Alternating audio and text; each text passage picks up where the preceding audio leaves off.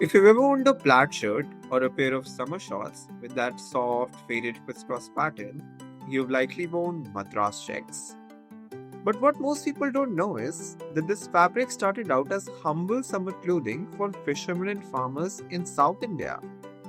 But somehow, it ended up being used for luxury outfits of rich Americans.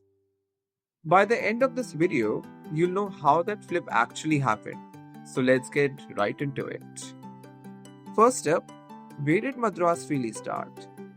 Well, the fabric gets its name from the city it was woven in, Madras, which we now know as Chennai. Long before it was fashion, it was work clothing. Fishermen and farmers wore it as lungis because it was light, breathable, and cheap to make with local cotton and natural dyes. There was nothing really fancy about it. It was everyday fabric for people doing physical labor in the heat. But in the 18th and 19th centuries, European traders started exporting this breathable fabric from India to West Africa. They would sell this fabric to slave traders in exchange for literal human beings. But the fabric became popular in West Africa and started getting used in traditional West African clothing.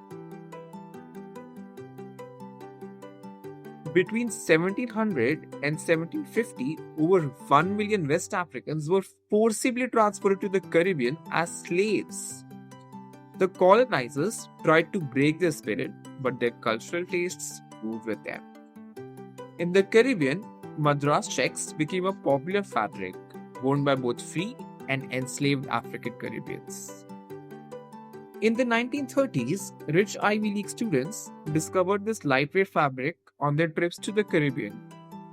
The fabric was not only comfortable in hot summers, but also looked really stylish. So it became the ideal choice for tropical vacation outfits.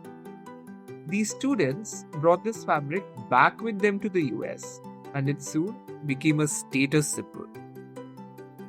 Wearing Madras outfits meant that you could afford expensive vacations. But this fabric got its big moment in 1958.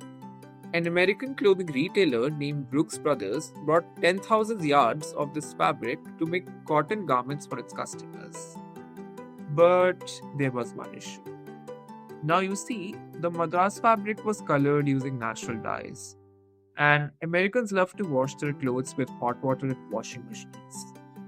When subjected to such intense washing, the clothes started releasing their colors. Now, ideally, these clothes needed gentle hand washing with cold water to prevent the colors from bleeding, the same way people would have washed them in India.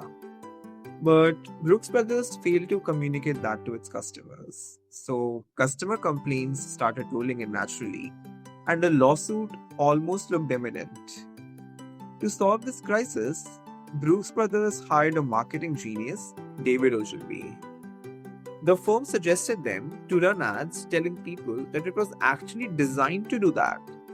With each wash, the colors blended into each other and created unique patterns. Suddenly, the fabric's biggest flaw became its unique selling point. Brooks Brothers even started using the tagline "Guaranteed to Bleed" on all its Madras clothes. The trend caught on in a major way, and soon Madras check garments became must-haves for all American elites. And that's where the irony kicks in. The same fabric that fishermen wore because it was cheap and practical got repackaged in the US as something exclusive. The contrast is really the whole story here. A working class cloth from South India became a marker of American privilege just because of who started wearing it and how it got marketed. So that was the whole story of how Madras checks traveled from India to West Africa, the Caribbean, and eventually the wardrobes of rich Americans. If you want to know more such fascinating pieces from Indian history, subscribe to this channel. I look forward to seeing you in the next video.